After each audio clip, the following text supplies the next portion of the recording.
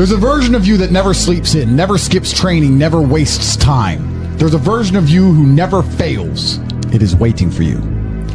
Genuinely ask yourself a question, you at home. If you had done those things for the last 2 years, you never skipped a training, you never wasted time, you never scrolled TikTok, you never sat aimlessly on the internet typing in garbage, never played video games, you never wasted time. You never skipped training, you were training every single day. You never slept in, you were never lazy. There's this version of you. Imagine the person you would be. Genuinely imagine what you would look like. Imagine where you would live. Imagine the car you would drive. Imagine how much your woman would respect you. Imagine the love you would see in her eyes when she looks at you with adoration like a king. Imagine your existence. That person is waiting for you, and the only thing that's stopping you from being that person is your monumental laziness. You can have it. The universe is very giving. It will give you anything you work for. I've never seen somebody try for something with all of their might and not get it. The only people who do not have the things they want are the people who do not try for them. I've never seen a person wake up and say, my only dedication in life is to solve a Rubik's Cube and fail. You are not stupid. You are not incompetent. You are lazy and arrogant. It's extremely important you understand that that person is waiting for you, and you are declining that version of yourself. In the multiverse, in the many different versions of the universe that exist, there is a version of you that does those exact things, and he is a greater person than you can even fathom. You can transform yourself into that guy. You can be a top G. That's exactly what I did. I knew who I was going to have to end up being before I became that person. My brother and I are not from rich families. We are not from advantaged beginnings, but I knew I had to be a big, strong, fighting billionaire. That's what I knew I had to be. Discipline is the key to success. If you cannot force yourself to do something you don't want to do, how are you ever going to put yourself through the suffering required for greatness? If you cannot force yourself to train when you do not want to train, if you cannot force yourself to work when you don't want to work, if you can't force yourself to not log into Pornhub or force yourself to eat right, how can you possibly ever become a monumentally successful person if you cannot control yourself long enough to do what must be done as opposed to what you feel like doing? The only people who get to live their lives based on how they feel are women and children. Children can cry because they feel like crying, as can a woman. A woman can start an argument because she feels like arguing, as can a child. A man must do what he is supposed to do irregardless of how he feels. That is the key component to masculinity, is discipline. If you do not have the discipline to dedicate yourself to anything, you are going to fail and be crushed by the people who can. If you only go to the gym when you feel like going to the gym, you're never going to be as strong as the people who go to the gym when they don't feel like going to the gym. That is a reality of life. So, I train every single day. I've actually heard from some people saying, you overtrain. And I explained to them, one, I don't believe in rest. I'm not you. I'm not pussy, and I'm not broke like you are, Mr. Fitness Trainer, standing around the gym teaching people for $50 an hour. I don't need to listen to you. Secondly, I don't train because I want to get bigger. I train every day because it is difficult to train every day. It hurts. I don't want to. I wake up and I'm busy. I have other things to do. I don't feel like doing it, so I force myself to do it 7 days a week, 365 days a year, so that I know I'm the kind of person who can do what he doesn't want to do when it needs to be done. I am that man, and it's more of a mental exercise than a physical exercise at this point. How can you ever outcompete me if I can force myself to do the things I don't want to do and you cannot? Discipline is absolutely essential for success, and you need to get very comfortable and very used to the idea of understanding that on your path to greatness, there are going to be long periods of time where you hate what you are doing, where you are dissatisfied with the actions you must undertake, where you are tired, where you are stressed. That is why it is difficult. That is why most people won't make it. If the path was easy, everybody would walk it and it would lead nowhere. 100 people start the path, 99 fall off because it is difficult, and the one person who makes it to the end gets the gold. If all 100 made it to the end and the gold was divided by 100, it wouldn't even be worth anything. The difficulty gives it value. The fact that it is difficult to do is the key component into the fact you want it in the first place. If it wasn't difficult, everyone would have it and you wouldn't want it because no one would respect it. It's supposed to be hard. Life is supposed to be hard. You're supposed to think this is terrible. You're supposed to suffer and smile through the pain regardless. Discipline is the key to success in all realms as a man. And if you lack it, you stand no chance. You can give most people a roadmap to success. You can give them a Ferrari with a full tank of gas, and a lot of people still wouldn't make the destination because they would say the drive is too far away. Quitters. They don't have the discipline. You can tell them exactly how to do it. You can give them the mechanism to get there, but they don't have the discipline to complete the drive and end up at the destination. That is the majority of Earth. This is your competition. People who, even if they are told what to do and people tell them exactly how to do it and help them do it, still quit, still fail because they lack discipline. Even me, with my monumental powers, I can't make a quitter successful. It doesn't matter how good I am. It doesn't matter how easily I make it for them to succeed. It doesn't matter how compendious and concise and powerful the real world is. It doesn't matter how much I text them and motivate them, how many emergency meetings I do to try and talk to them and hype them up, how much motivation I give them. It doesn't matter what I do. If they are a quitter, guess what they're going to do? They're going to quit. No matter how simple the map is to read, no matter how fast the Ferrari is, somewhere along the drive, the sun's going to get in their eyes, and they're going to sit there and go, I don't like this, this is hard, and they're going to quit. Quitters are the number one type of people that nobody can help. If you're a quitter, I can't help you, life can't help you, God himself cannot help a quitter. So if you lack discipline, you lack the very basic building block to any type of success which exists on the planet. By every single metric which can be measured with science, you are going to stay a loser and a failure. The key is to keep training. If you train hard every single day, you don't have to worry about a little bit of vitamin C. It's true. If you don't train and you don't smoke, you're still going to be a pussy. Yes. The answer is always hard work. As soon as you are granted life, you are guaranteed death. What you do in between is up to you. You are all conscious. That could end tomorrow, that could end in 100 years. But the time between the beginning of your consciousness and the end of it is completely up to you. Training is never the wrong decision. If you're in jail, you should train. If you are free, you should train. If you are rich, you should train. If you are poor, you should train. If you smoke, you should train. If you don't smoke, you should train. If you drink, you should train. If you don't drink, you should train.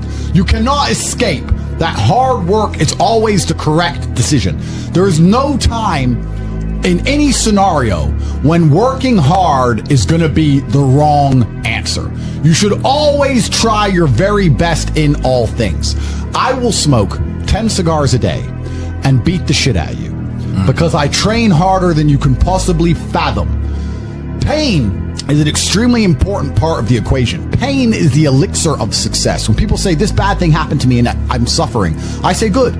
It is pain which is required. It's one of the elements in the chemical reaction. If a chemical reaction requires 5 particular distinct compounds and you have 4 and you're missing 1, it simply doesn't work. Pain for a man is one of the most important elements in becoming successful. Batman is Batman because they killed his parents. If they did not kill his parents, he would not be Batman. You're supposed to suffer. You're supposed to take that pain. The worst thing that can happen to you as a man is you live a life with no pain in it. To be born into a rich family and have a nice easy life and be given money and you don't have to go to the gym and not have to train because you have bodyguards and sit around like a fuck up. You're going to be miserable and unhappy and a drug addict buying prostitutes. You're only going to have women who adore you. You're only going to feel confident in yourself and feel happy when you've been through hell and come out the other side. The pain is required, and you'll often notice that people who are better than you are people who have suffered more than you have suffered. So the person who is waiting for you, he requires your motivation. It also requires huge amounts of pain. So when bad things happen to you, do not sit at home and lament. Do not feel sorry for yourself. Instead, look in the mirror and say, thank you, God, for giving me one of the ingredients that is needed for the chemical concoction that is going to turn me into a superhero. Because pain is an extremely important one. In fact, it's one of the most important ones for a man. Everything is war. All of it. Sitting in the commute without losing your patience is war. Trying to find a way to escape your slave job is war. Keeping your wife happy and your children inspired is war. Training to become stronger than before is war. It is all war, and it cannot be avoided. And I'll tell you why it's war. Because war is 2 opposing sides trying to achieve the same goal. 2 opposing sides want the same land or the same influence over X land. And the car you want, the Ferrari, you're not the only person who wants it. The reason it's so expensive is because other people want it. The girl you want, the beautiful woman, Everyone wants her. It is war. It is competition. Everything about life as a man is war. It is conflict because you are competing against the other men who want it the same, which is why discipline is such an important thing, which is why you must take the pain and add it to the concoction to become as formidable as possible. Life is war. This idea that you can go through life as a man and avoid war is probably the biggest mistake that most men make, because it is impossible for you to achieve anything significant without war. Running a business is war. Running a hotel, running a restaurant, running an online company, it's war. Training is war. Life as a man is war. You need to wake up and view it exactly as what it is. Everything I want, other people want. Everything I desire, other men are trying to get. This is a war and I must outcompete them. That is the best possible mental model you can have. Even in jail, it was a war for who could stay most calm, a war who could control their mind the best, a war for who could suffer the least. That is war. I was surrounded by people who lost their minds and I refused. It was a battle and I was successful. Life in and of itself as a man is a never-ending struggle and a never-ending battle. It is the constant of the human condition. Evolution requires pain. While others complain that they do not feel happy enough, I'm happy I'm struggling. I don't want to be happy. I want to be great. This is the beauty of life as a man. Do you understand? I don't care. I'm happy to be struggling. I wanted to fight. You wanted to win. I wanted to fight. That's the difference. You're concerned with winning. I wanted to just fight. And we're fighting. That is the beauty of life as a man, to be great. If you concern yourself only with being happy, you are once again acting like a female or a child. Happiness is fleeting. It doesn't even matter if you're concerned only with the hedonism of happiness. You're going to drink alcohol and go to parties and go to festivals and take drugs. I want to be happy. Who cares? I want to be great. I want to be great all of the time. And let me ask you a question as a man at home, genuinely, truthfully. Would you rather be a loser who's always smiling, a happy loser, or would you rather be a stressed winner? Because I'll tell you something about winners. Most of them are stressed. We are stressed. We're stressed. Putin is stressed. Genghis Khan was stressed when his messenger turned up after a 4-week ride with updates from the battlefront of Iran. I'm sure he was stressed by what he read. Even if it was very good, even if it all looked fantastic, he started to feel stressed. Okay, well now maybe I need to go to Iran. How long is it going to take me to get there? Maybe we need to send more horses. Maybe we need to colonize Iran. He felt stress because the beauty of life as a man is to be great. So you have to sit here and ask yourself, do you want to be a happy loser that's insignificant? Nobody knows you exist. Women don't respect you. Men don't respect you. Nobody cares if you live or die, but you get to smile all the time. Or do you want to be one of the most important people on the planet with a little bit of stress? I am brilliant because I've decided to be brilliant. And if I have to sacrifice happiness to be brilliant, then that's fine. You know what the great thing about it is? You know it's amazing what God gives, how the whole world becomes full circle? If you stop caring about being happy and you start caring instead about being great, guess what you end up being? Great. Along with great. And you know what? Yeah, happy. You end up happy if you forget about happiness and try to become great. You will never be successful if you're concerned about being happy, so forget about it. I like to consider myself a wise old man, and I'm trying my best to encourage and instigate a revolution amongst the youth where men take absolute self-accountability and they believe in themselves and they take responsibility for absolutely everything. As a man, you are most formidable if everything is your fault. If it rains outside and you get wet, that is still your fault. Can you control the rain? No. Could you have brought an umbrella? Yes. You need to blame yourself for all things, the good and the bad. And by doing this, you take absolute self-accountability, which allows you to build a mental model in which you will find solutions, 1. 2, avoid trouble, because you know that anything bad happens to you is your fault. And 3, be the most fearsome competitor possible, because we're living in a very competitive world nowadays amongst the elites. The people who understand that you're living inside of a fish tank are trying very hard to get out. And you have to make sure that you can outrun some of them if you want to escape. It's an age-old adage. If a bear is chasing a group of people, you do not have to be the fastest one. You just have to be faster than the slowest. The slowest person is going to die. So as long as you're ahead of the majority of people, you stand a very good chance of avoiding slavery. Being a powerful man isn't always about furious anger and instilling fear. As enemies attempt to attack your energy and lower your vibration, understand this: power is untouchable. Power may notice, but it doesn't care. Sometimes power is simply not giving a fuck. Being a powerful man isn't always about furious anger and instilling fear, meaning sometimes it is. You need to retain the capability to instill fear with furious anger. A man who cannot do that is not a man. It is one of the cards you need to have in your deck. However, more often than not, when you're in a true position of power, you will play the alternate card, which I'm describing here, is simply not caring. How can you not give a fuck about things? So I'll tell you how. If you're filthy rich and you have a strong network of people around you who you trust, and you have a good family, and you have beautiful children, you have women who love you, and you have beautiful supercars, you live with your best friends in a compound, you have armed guards, and you're proud of yourself, and you're strong, and you train hard every day, and you're monumentally successful, and all of your dreams come true, and if you want something, you can instantly snap it up. You want a Pagani, you want a Bugatti, you want a $25 million apartment, anything you want, you buy. It's very easy to not give a shit about the opinions of people who don't have one fraction of your success. And what these people are trying to do is drag me, I'm using me as an example, but we can also use it for you. When you have true power, they're trying to drag you down. They're not trying to elevate themselves. They're trying to drag you down, which is a very different thing. Because it's amazing how God rewards those who are trying to build and create and elevate, and how it punishes those who are simply trying to destroy and be spiteful and negative. And these people are going to dedicate hours and hours and millions of hours of their life towards a certain cause. Thank you. To try and drag people down who they cannot affect because they're already too powerful and too large. And they're wasting their own human experience, and they're not progressing or advancing themselves in any way. They will stay brokies, and we will stay rich forever. So the lesson here is that you need to get to a position where ignoring people is a move in which you're guaranteed success. You can ignore people completely, and they are benefiting you. And that comes from a position of power. And I think a lot of you at home right now, you may not be in our position, but if you're already working hard, you're already going to the gym, you're already training, you make sure that you're getting as much muscles as possible, as much money as possible, you're dedicated, you don't sleep in, you don't waste your time, you don't smoke weed, you don't play video games, you're focused on trying to become fantastic as a person. You can just ignore that girl. That girl who broke your heart or cheated on you, just ignore her. The most powerful move you can make is ignore her. Yeah, you could yell at her. Yeah, you could try and make her scared of you, blah, blah, right? That's not going to work. The powerful move is just to completely ignore her because you're on your ascent. She is likely on her descent. She likely has no intention of improving herself, no intention of becoming richer, no intention of becoming better looking. Time is against her. As she gets older, she's going to lose her looks. You're going to continue your ascent, and she's going to have to watch you for the rest of her life be the man that she could have been with that she's no longer good enough for. The best thing you can do is simply ignore her. That is the powerful move. And it's the same with also men. It's not even a gendered argument. There's men who want to be your friends right now, who wanted to be your friend, and they did something wrong to you.